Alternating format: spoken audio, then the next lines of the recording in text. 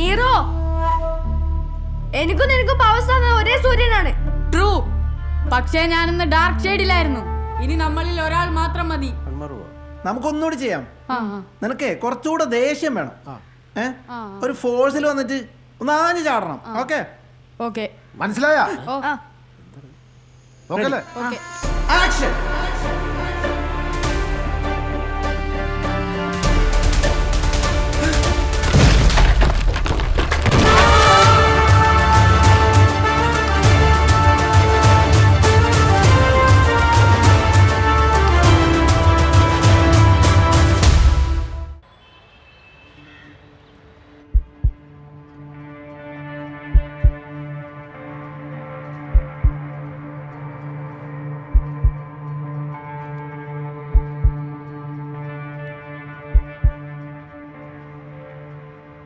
മാമാദിയ doctor വരുന്നുണ്ട്.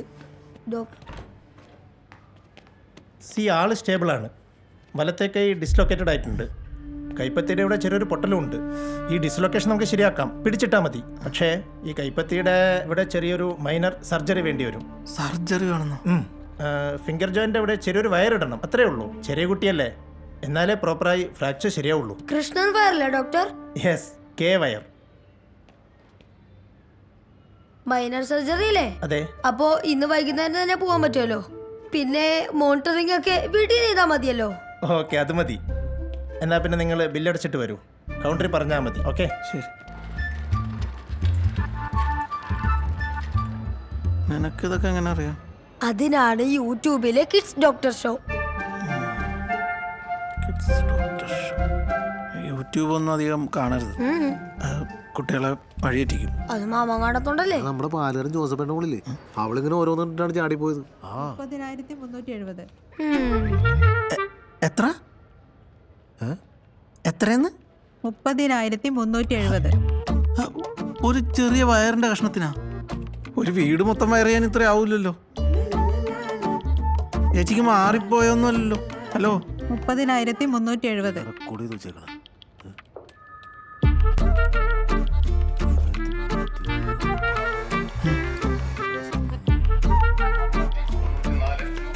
ക്യാമറക്ക് വെച്ച പൈസയാ, 10,000 ഉണ്ട്.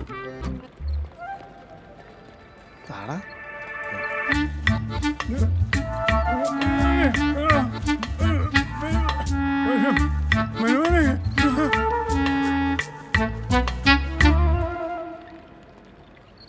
എന്തുറ്റി? You made that? Tell them what it is.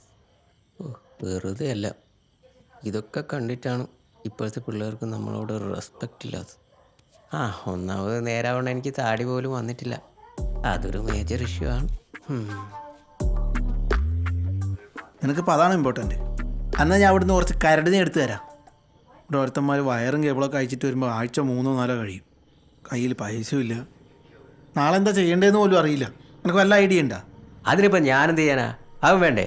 നായിക വേണ്ടേ? നായിക ഉണ്ടെ തന്നെ മേഫിലേറ്റിലെ കോമ്പിനേഷൻ സീനല്ലേ മൊത്തം. എല്ലാത്തിലും എൻ്റെ മേക്കിട്ട് കയറുന്നത്. ഇവിടെ ശരിക്കും കടയിൽ ഉണ്ടോ? എൻ്റെ ഇല്ലേ?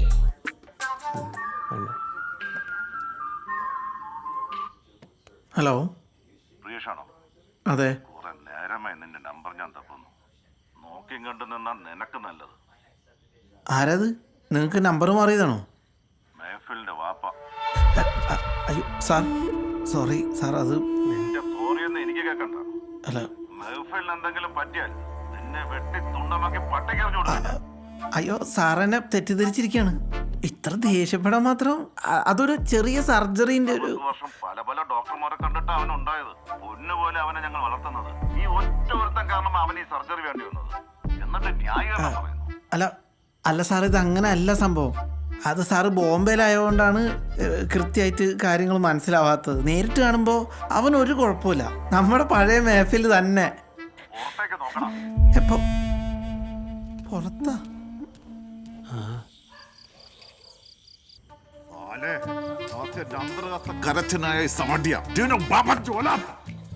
ഇതേത് ഭാഷ? മറാഠി, 7ാമത്തെ ശ്രേഷ്ഠ ഭാഷ. അതാണ് ഹിന്ദി ആയിരുന്നു ഞാൻ കറക്റ്റ് വിളിച്ചത്. എനിക്ക് സുഖം ഹിന്ദിയുടെ സർട്ടിഫിക്കറ്റ് ഉള്ളത്. കാര്യം നോക്കി ജീവിക്കുന്ന പിള്ളേരെ പിടിച്ചുകൊണ്ടുവന്ന് ഓരോ വേഷം കെട്ടിച്ചിട്ട് നിന്നെ പറഞ്ഞിട്ട് കാര്യമില്ല. നിനക്ക് നല്ല തല്ല് കിട്ടണം. രാത്രിയാണ്, ഗേറ്റ് തുറക്കരുത് സാർ. അമ്മയും പെങ്ങളൊക്കെ ഉള്ളതാണ് സാർ. വേണ്ട സാർ, പ്ലീസ് പ്ലീസ്. ഈ ഒരു തവണത്തേക്ക് ഒന്ന് ക്ഷമിക്കൂ. ഉപദ്രവിക്കരുത് പ്ലീസ്. ഇനി ഇങ്ങനെ ഒന്നും ഉണ്ടാവില്ല പ്ലീസ്. അമ്മയും പെങ്ങളെ നോക്കിയിട്ടൊന്നുമല്ല. ഞാനിങ്ങോട്ട് പോരുമ്പോ മേഫിൽ കരഞ്ഞ് കാല് പിടിച്ച് നിന്നെ ഒന്നും ചെയ്യരുതെന്ന് പറഞ്ഞുകൊണ്ട് മാത്രം കുത്രിയാ നന്ദർണോ. ശരി സാർ. എടാ, നീ ആ കരടി നെയ്യിൻ്റെ കൂടെ ഒരു കുപ്പി മയിലെണ്ണ കൂടി വാങ്ങി വെച്ചോ. ഇപ്പോഴത്തെ ഒരു സിറ്റുവേഷനിലേ കരടി നെയ്യിനേക്കാളും മയിലെണ്ണയ്ക്കായിരിക്കും കൂടുതൽ ആവശ്യം.